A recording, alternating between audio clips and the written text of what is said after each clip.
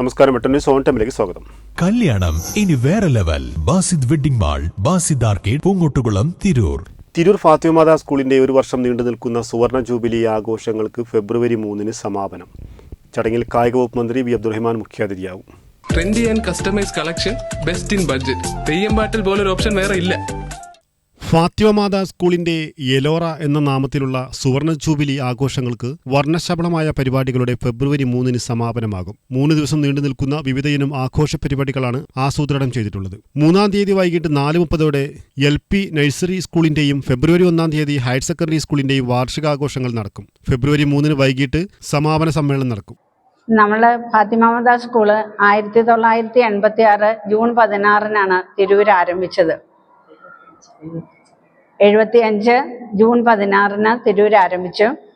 അന്ന് വെറും 150 കുട്ടികൾ 3 ക്ലാസ്സുകളുമായി ആരംഭിച്ച ഒരു സ്കൂളാണ്. ഇന്ന് 2500 അധികം കുട്ടികൾ ഈ സ്കൂളിൽ പഠിച്ചു പോകുന്നുണ്ട്. അപ്പം അത് തുടങ്ങിയതിൻ്റെ 50-ാം വാർഷികം നമ്മൾ ആഘോഷിക്കാൻ ദൈവം നമ്മെ അനുവദിച്ചിരിക്കുന്നു.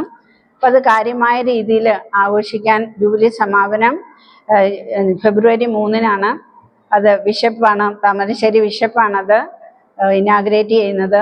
പക്ഷേ ഈ സ്കൂൾ തുടങ്ങിയത് തലശ്ശേരിയിലെ ബിഷപ്പിന്റെ സാന്നിധ്യത്തിലും അനുഗ്രഹത്തിലുമാണ്. School manager provincial superior reverend sister Reena ടോമിന്റെ അധ്യക്ഷതയിൽ താമരശ്ശേരി ബിഷപ്പ് മാർ റെമിഞ്ചിയോസ് ഇഞ്ചനാനിയിൽ ഉദ്ഘാടനം ചെയ്യും. സ്പോർട്സ് കായിക വകുപ്പ് മന്ത്രി വി അബ്ദുറഹ്മാൻ മുഖ്യാതിഥിയാവും. പ്രമുഖ സിനിമാ നടനും കൊമേഡിയനുമായ സാജു നവോദയയുടെ കോമഡി പ്രോഗ്രാം പ്രസ്തുത ചടങ്ങിന് മാറ്റുകൂട്ടും. തിരൂർ നഗരസഭാ chairperson AP Naseema, education deputy director KP Ramesh Kumar തുടങ്ങിയവർ മുഖ്യ പ്രഭാഷണം നടത്തും. കഴിഞ്ഞ ഒരു വർഷം സുവർണ ജൂബിലി ആഘോഷവേളയിൽ വിവിധ തരത്തിലുള്ള മത്സരങ്ങൾ, സെമിനാറുകൾ, ചാരിറ്റി പ്രവർത്തനങ്ങൾ തുടങ്ങിയവ സംഘടിപ്പിച്ചതായി മാനേജ്മെന്റ് PTA വാർത്താസമ്മേളനത്തിൽ പറഞ്ഞു.